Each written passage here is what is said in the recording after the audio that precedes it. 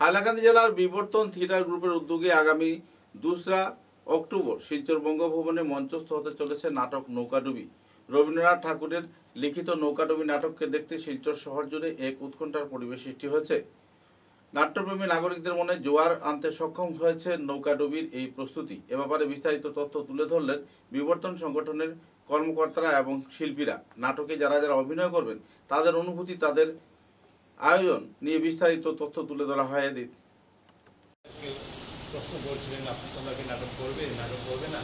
আমরা তো নাটক চর্চা করছি, নাটক করতে চাই। তাই আমরা আবার 2023-এর ডিসেম্বর থেকে শুরু করি বঙ্গভবনে এই মাসের নাটক, এবং সবার সহযোগিতায়, শুধু সংগঠনগুলোর বলবো না, প্রচার মাধ্যম, যারা দর্শক আছেন, সবার সহযোগিতায় আমি মনে করি এই অনুষ্ঠানটি ইতিমধ্যে প্রচণ্ড জনপ্রিয়তা পেয়েছে শিলচর শহরে, এবং সবার সহযোগিতা এটি আগামী দিনেও চলতেই থাকবে।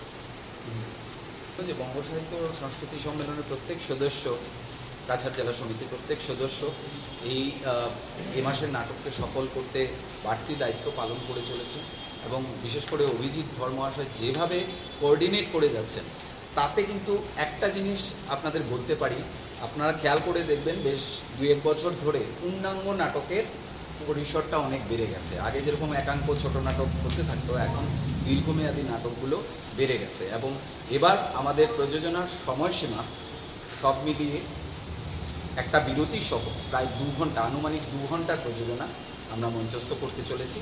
এবং এখানে একটি গুরুত্বপূর্ণ বিষয় আপনাদের উল্লেখ করতে চাইব, যে এই নাটকে আবহ পরিকল্পনায় রয়েছেন আপনাদের পাশে বসা সেবায়ন রায়চৌধুরী ও শোভন দাস, এবং সঙ্গীতায়োজন ও আবহ নির্মাণ করেছেন দোহারের সুদীপ্ত চক্রবর্তী সৌম্য।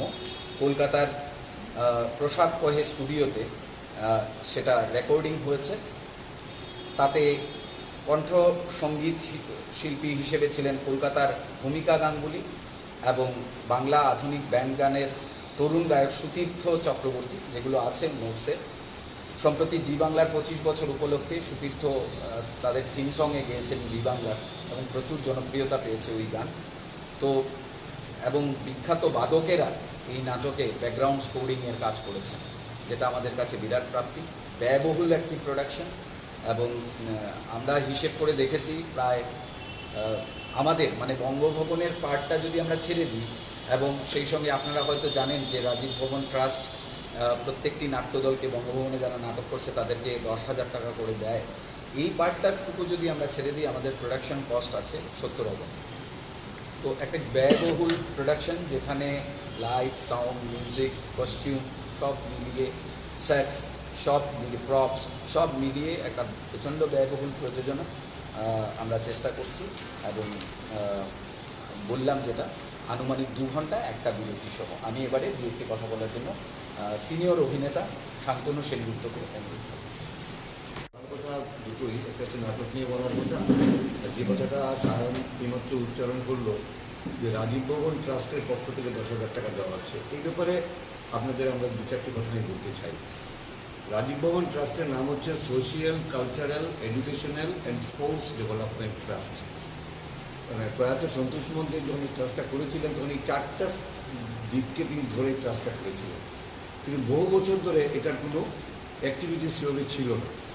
তো গত কয়েকটা মিটিংয়ে এই কথাটা আলোচনা যখন হলো, এবং আমাকে কালচারাল কনভেনার করে নেওয়া হলো, তখন আমরা ওই বিভিন্ন কমিটি করে কমিটিগুলোর আন্ডারে ভালো কাজ করার একটা পরিকল্পনা নেওয়া হয়, এবং সেখানে কালচারাল সাব কমিটি একটা বানানো হয়, একটা স্পোর্টস বানানো হয়, একটা এডুকেশনাল বানানো হয়।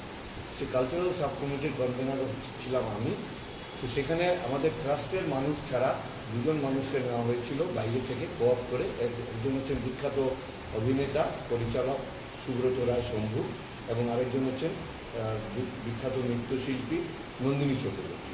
তো আমরা একটা ডিসিশন নিয়েছিলাম যে ইন্ডিভিজুয়ালি কাউকে সাহায্য না করে আমরা যাতে একটা গ্রুপকে সাহায্য করতে পারি, তাতে অনেক বেশি মানুষ তাতে উপকৃত হয়।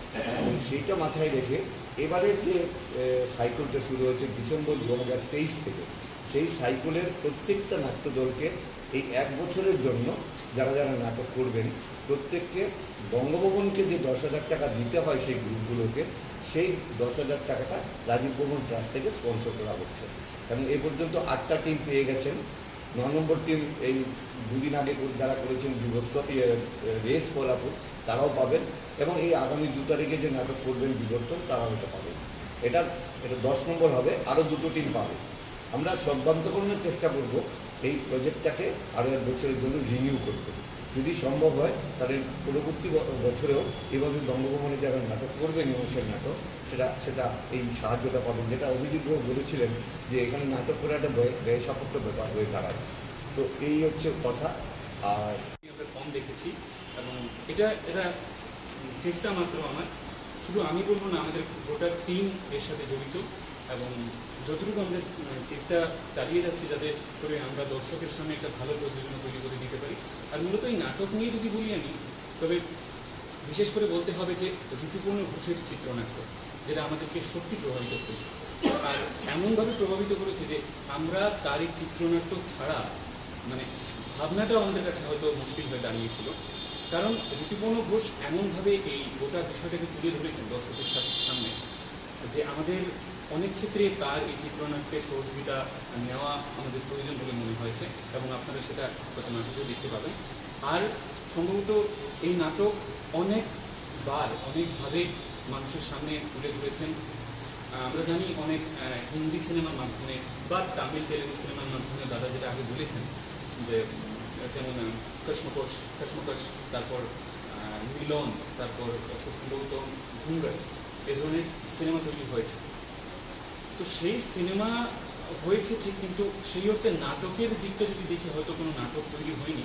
কারণ 62টি পরিচ্ছেদ এত বড় একটা উপন্যাস, সেই উপন্যাসকে একটা নাট্য রূপ দেওয়ার যে চেষ্টা সেটা আমরা করেছি, জানি না কতটুকু সার্থক হতে পারবো। এবং আমরা বিবর্তন বা আজকের প্রজন্ম সবসময় একটা জিনিসে বিশ্বাস করে থাকি যে নতুনত্ব কিছু যদি নাটকের মাধ্যমে দর্শকের সামনে পৌঁছে দেওয়া যায়, বা রবীন্দ্রনাথকেও আমরা দর্শকের মাধ্যমে অন্য কোনোভাবে কি পৌঁছে দিতে পারি, সেটার চেষ্টা আমরা প্রতিনিয়ত চালিয়ে যাচ্ছি। এবং যার পেছনে অনেক অনেক লোকের সহযোগিতার সাহায্য রয়েছে। এবং বিশেষ করে বলতে গেলে আমাদের যিনি ডিরেক্টর পরিচালক শাহিন বিশ্বাস দাদা, উনি তো আছেনই, তারই উদ্যোগেই প্রথমে আমার এই লেখনীতে আসা। আমি মূলত আপনারা হয়তো জানেন আমি নিজেকে একজন নাট্যকর্মী হিসেবে বলতেই ভালোবাসি, বা আমি নিজেকে স্টেজে দেখতেই ভালোবাসি। এবং সেটা যে লেখার দিকে আসবো বা সেটা কোনো পূর্ব পরিকল্পনা ছিল না, যদি দাদার এই অনুপ্রেরণা কাজ না করতো, দাদার সহযোগিতা কাজ না করতো। সবসময়ই দাদা আমাকে একটা বিশেষভাবে করে গেছেন যাতে আমরা নতুন প্রজন্ম যারা, তারাও যাতে নাটককে নিয়ে ভাবি। আর আমার কাছে একটা জিনিস মনে হয়, নাটক করাটার সাথে যদি নাটক লেখাটা জড়িত হয়ে যায়, তবে একটা নাটকের পূর্ণতা আরও বেশি পায়। এটুকু বলে আমি